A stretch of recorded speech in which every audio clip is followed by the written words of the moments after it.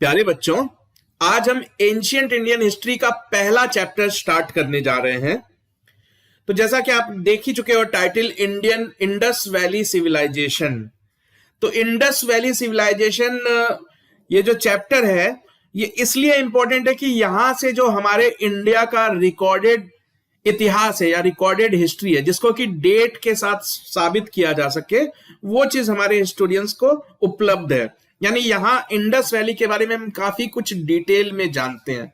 ऐसा तो है नहीं कि इंडस वैली से पहले इंडिया एग्जिस्ट ही नहीं करता था, करता था, लेकिन उसके बारे में बहुत कुछ हम नहीं बता पाएंगे। तो इंडस वैली सिविलाइजेशन की आज हम बात करें, तो इससे पहले कि हम चैप्टर की तरफ बढ़े, मैं आपको एक दो चीजें बता देता हूं। जब ब्रिटिश इंडिया पे रूल कर रहे थे तो उस वक्त तक खुद इंडियंस को यह अंदाजा नहीं था कि हमारी हिस्ट्री कितनी पुरानी है। तो कुछ लोगों का मानना था कि उस वक्त, खास करके जब ब्रिटिश रूल कर रहे थे, तो उस वक्त सम्राट अशोक जैसे राजाओं का उतनी क्लैरिटी के साथ पता नहीं था किसी को कि कौन सम्राट अशोक है, मौर्य डायनेस्टी क्या है।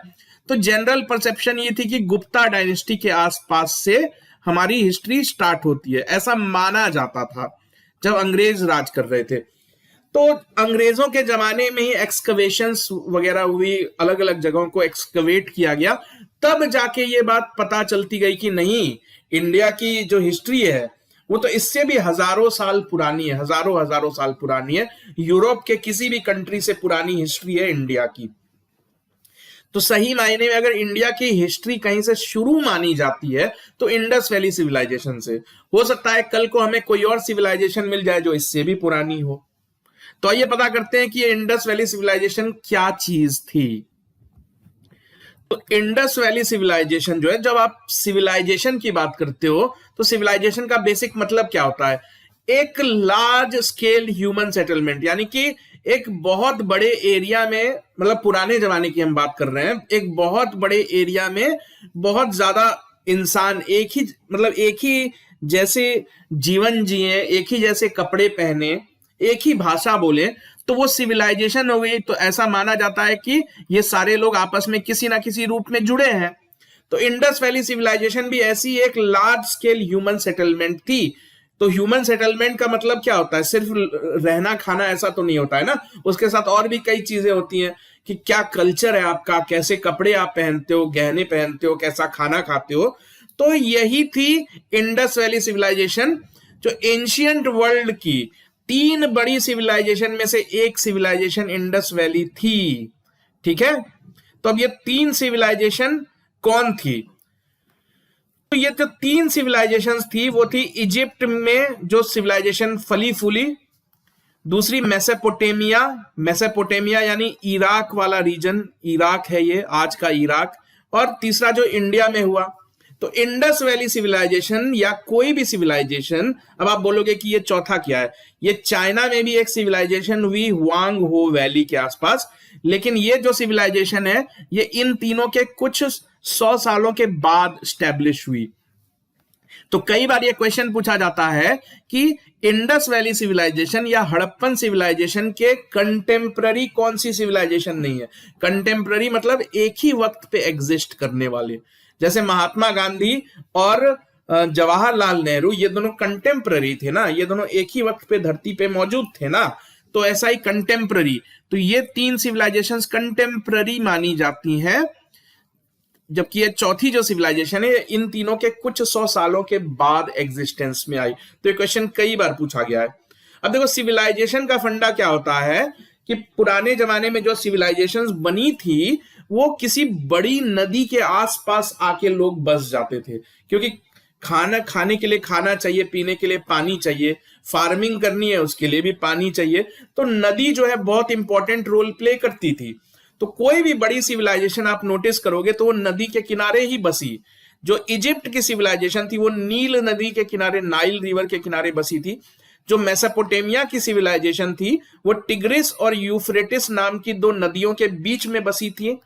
तो वैसे ही जो अपनी इंडस वैली सिविलाइजेशन है वो इंडस नदी, जो सिंधु नदी है, उसके चारों तरफ बसी थी। तो कोई नदी अगर बहती है तो वो तो काफी बड़े एरिया में उसकी ट्रिब्यूटरीज डिस्ट्रीब्यूटरीज भी होती है ना। तो बेसिकली इंडस नदी और उसकी जो ट्रिब्यूटरीज थी उसके आसपास आके लाखों लाख लोग बस गए, और उसी को आज हम इंडस वैली सिविलाइजेशन के नाम से जानते हैं।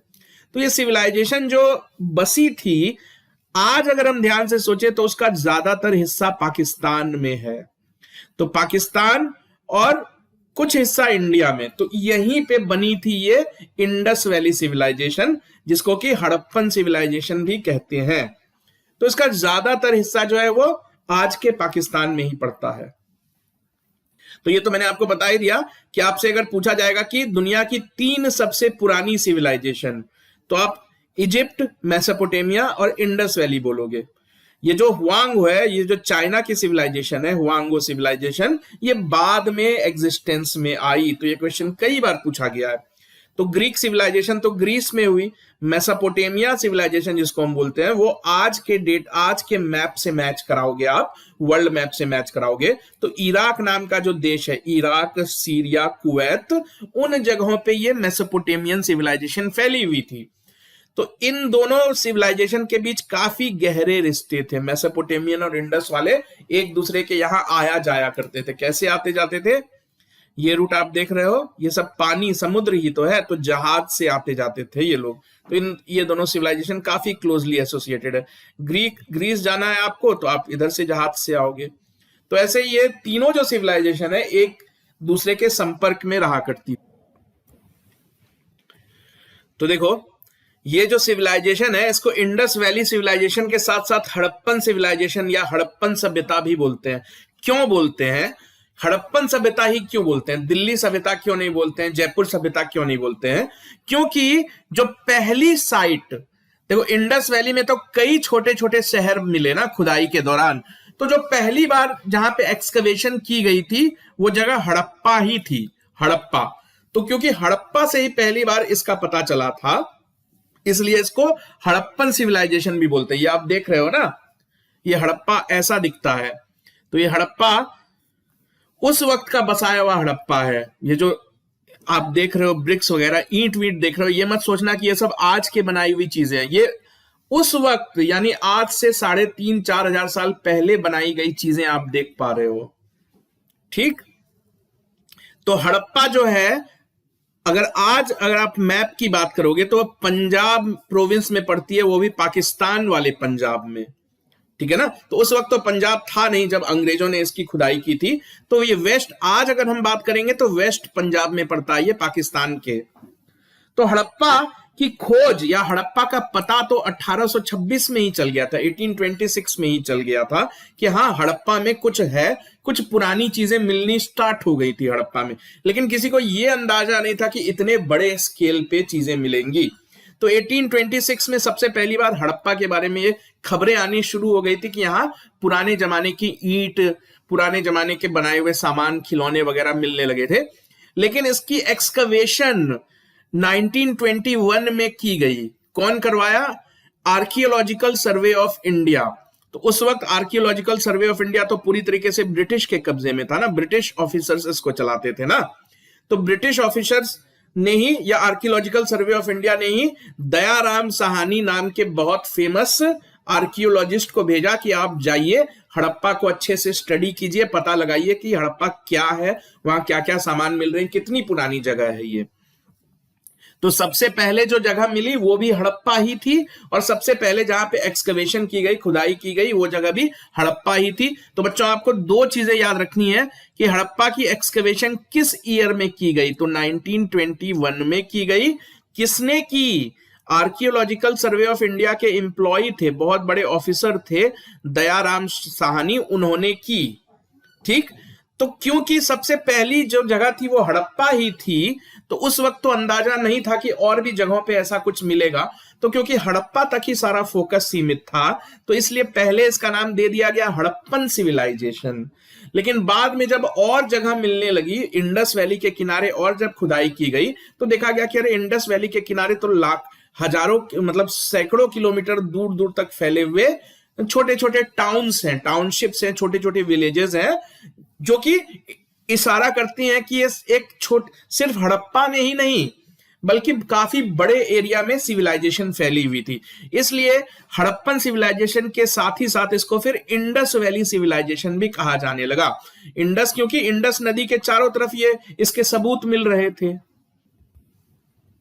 तो जैसा कि मैंने आपको बताया कि 1826 से ही खबरें फैलने लगी थी कि हाँ, हड़प्पा नाम के एक गांव में बहुत पुराने जमाने के ब्रिक्स मिल रहे हैं, ईंटें मिलने लगे, छोटे छोटे खिलौने मिलने लगे।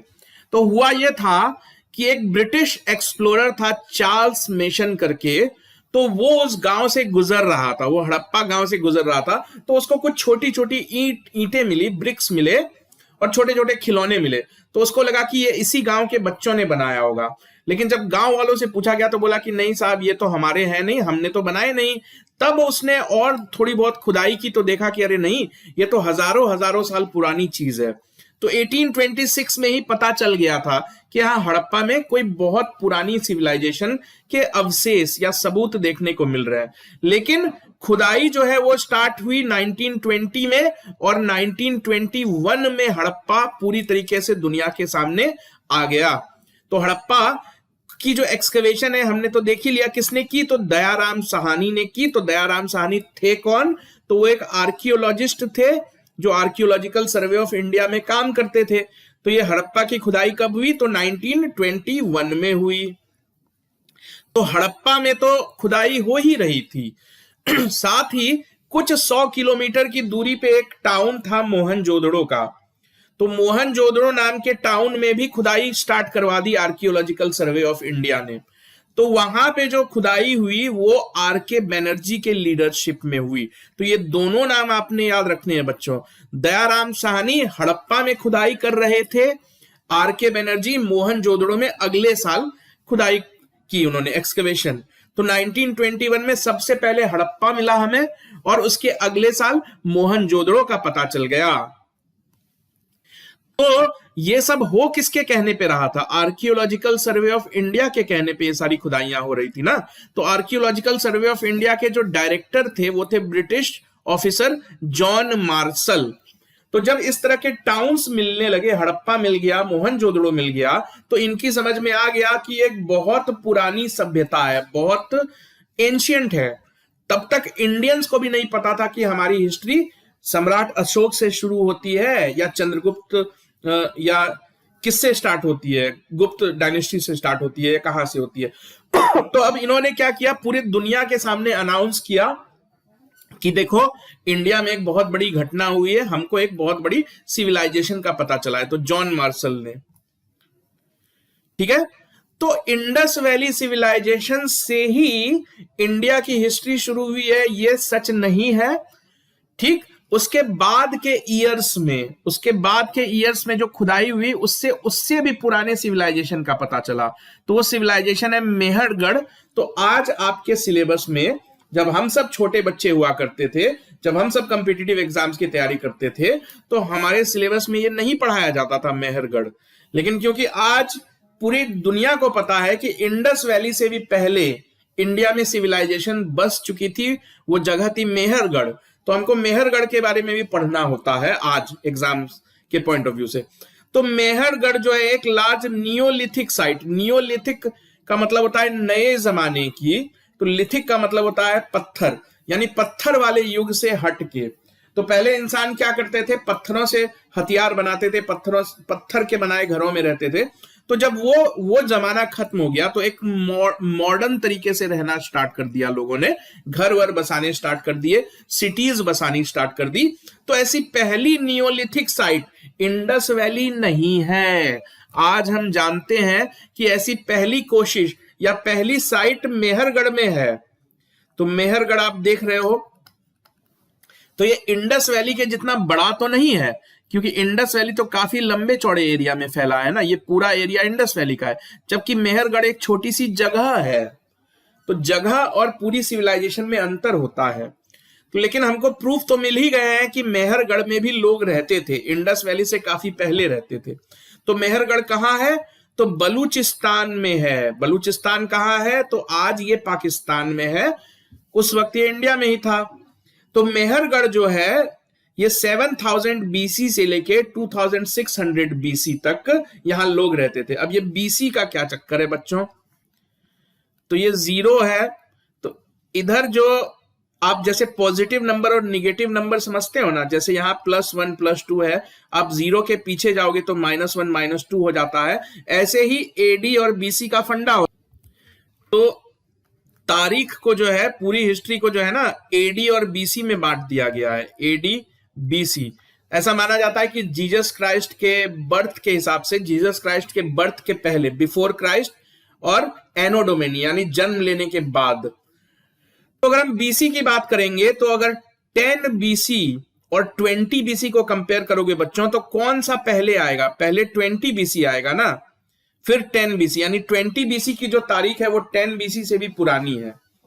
तो ये जो मेहरगढ़ है, यहां पे लोग 7000 बीसी से लेके 2600 बीसी के बीच में रहते थे, ऐसे सबूत मिले हैं। और ये भी सबूत मिले हैं कि यहां रहने वाले लोग खेती किया करते थे, फार्मिंग करते थे, वीट और बार्ली उपजाते थे, और साथ ही साथ एनिमल रेयरिंग भी करते थे, यानी जानवर भी पालते थे। कौन कौन से जानवर? अलग अलग कैटल, शीप यानी भेड़, बकरी, इस तरह के जानवर पालते थे, और मेटलर्जी भी करते थे, यानी उनको मेटल भी बनाने आते थे, मेटल को यूज करने आते थे। यानी इंडस वैली सिविलाइजेशन से भी 3-4 हजार साल पहले लोग मेहरगढ़ में बस चुके थे, ये बात आप याद रखना।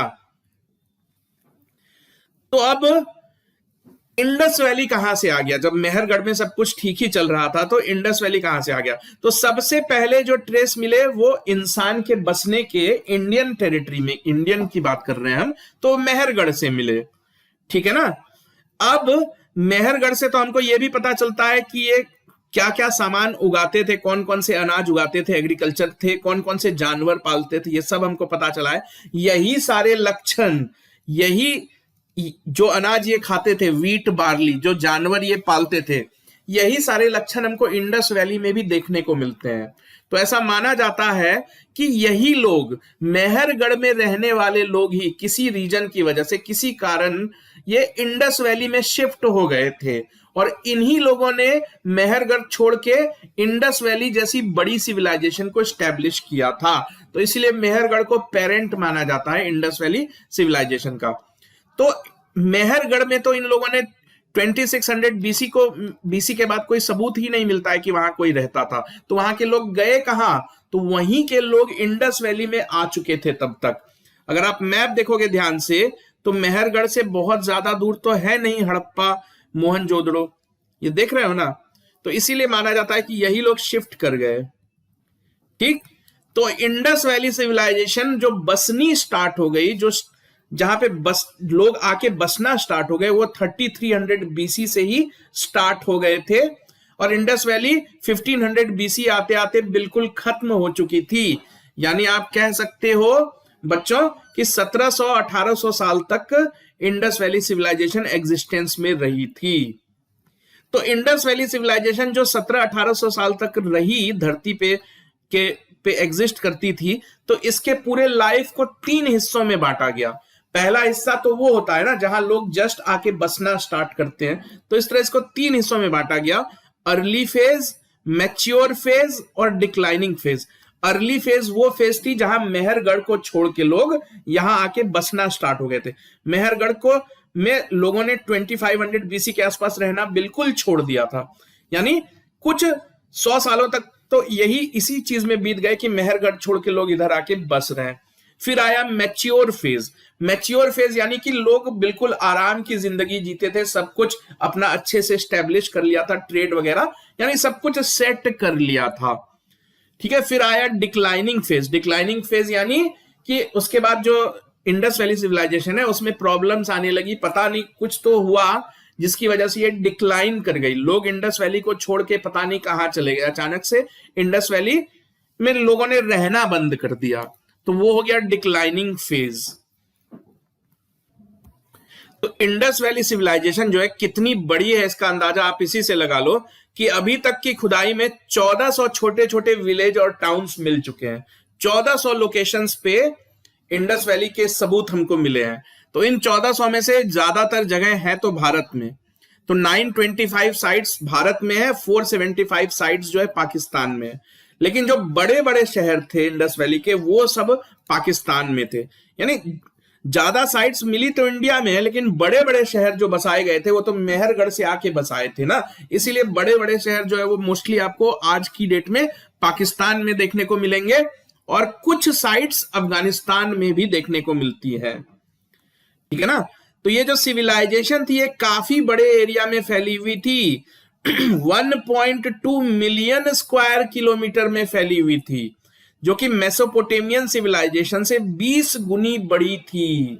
तो इंडस वैली अपने जमाने की सबसे बड़ी सिविलाइजेशन थी, मेसोपोटेमियन से 20 गुनी बड़ी। आप देख रहे हो 1.2 मिलियन स्क्वायर किलोमीटर। आज अगर आज के इंडिया की आप बात करो तो रफली स्पीकिंग 3.2 मिलियन स्क्वायर किलोमीटर है इंडिया की एरिया। यानी इंडस वैली सिविलाइजेशन पूरे इंडिया के 1/3 में एरिया के बराबर फैली हुई थी। अब एक क्वेश्चन जो पूछा जाता है बार बार कि जैसे इंडिया है तो इंडिया के चारों कोने होते हैं ना, एक तरफ कश्मीर है, एक तरफ कन्याकुमारी है, एक तरफ नॉर्थ ईस्ट है, तो एक तरफ राजस्थान गुजरात है, यानी चारों कोने। तो आपको इंडस वैली के चारों कोने पता होने चाहिए, एक्सटेंट पता होने चाहिए। तो इसलिए मैंने ये मैप आपके सामने लगा दिया है, ईस्ट वेस्ट करके आप समझ सकते हो। ये नॉर्थ है, ये साउथ है, ये वेस्ट है, सॉरी ये ईस्ट है, और ये वेस्ट है। तो चारों बाउंड्रीज आप समझ लो। तो नॉर्थ में इसकी बाउंड्री मांडा तक फैली हुई थी, मांडा जम्मू कश्मीर में है, तो जम्मू कश्मीर भी इंडस वैली का पार्ट था। वेस्ट में सुतका गेंदोर, तो सुतका गेंदोर आज बलूचिस्तान में पड़ता है, तो सुतका गेंदोर इसकी वेस्टर्न बाउंड्री थी। इधर ईस्ट की बात करें तो आलमगीरपुर है, जो कि उत्तर प्रदेश में एक जगह है आलमगीरपुर। और साउथ की बात करें तो ये महाराष्ट्र के दायमाबाद तक फैला हुआ था। तो ये चारों नाम आपको याद रखने होंगे, चारों बाउंड्रीज हैं इसकी, मांदा, आलमगीरपुर, दायमाबाद और सुतका गेंदोर, ये आप याद रखोगे। तो जब ये जो सिविलाइजेशन थी इंडस वैली सिविलाइजेशन, जब ये अपने पीक पे थी यानी मैच्योर फेज में थी, तो इसमें 5 मिलियन लोग रहते थे। 5 मिलियन यानी 50 लाख लोग रहते थे, 1 करोड़ के आधे। सोचो उस जमाने में 50 करोड़ लोग रहते थे, सॉरी 50 लाख लोग रहते थे, तो ये काफी बड़ी सिविलाइजेशन मानी गई ना, इसीलिए। तो हमने बात की कि इसके कई प्रोमिनेंट साइट्स मिले, तो कई साइट्स मिले हैं, 1400 के करीब साइट्स मिले। उनमें से ज्यादातर तो छोटी छोटी जगह है, मुश्किल से एक गांव हो गया या, ठीक है। अब हम बात करते हैं बड़े बड़े टाउनशिप्स जो एक्सकवेशन के दौरान हमको मिले। तो कई बार पूछा जाता है, नाम दे दिया जाएगा और स्टेट का नाम पूछा जाएगा। तो मांडा तो हमने देख ही लिया कि जम्मू कश्मीर एक बाउंड्री थी इसकी, मांडा, ये रहा मांडा। पंजाब में रोपड़, तो पंजाब में रोपड़।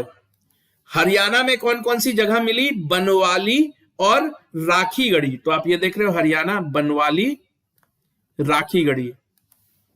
उत्तर प्रदेश में आलमगीरपुर, तो उत्तर प्रदेश में जो हमको आलमगीरपुर मिला है वो यहां पे है, दिल्ली से कुछ ही मेरठ के आसपास है, तो आलमगीरपुर हमको वहां पे मिला है। कालीबंगन है वो राजस्थान में है, ठीक है ना। तो कालीबंगन हम यहाँ पे देख लें, ये रहा कालीबंगन राजस्थान में।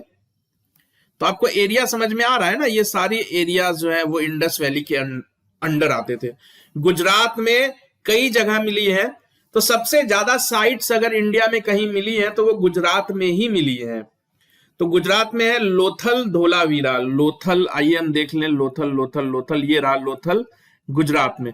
तो लोथल आप नक्शे में भी देख पा रहे होगे कि लोथल एक कोस्टल टाउन है, ये समुद्र के किनारे बसा है ना, कोस्टल। तो यहां से तो जहाज आ जा सकते हैं, तो इसलिए लोथल जो है एक पोर्ट सिटी का काम करता था इंडस वैली के लिए। अगला जो साइट मिला है गुजरात में वो है धोलावीरा।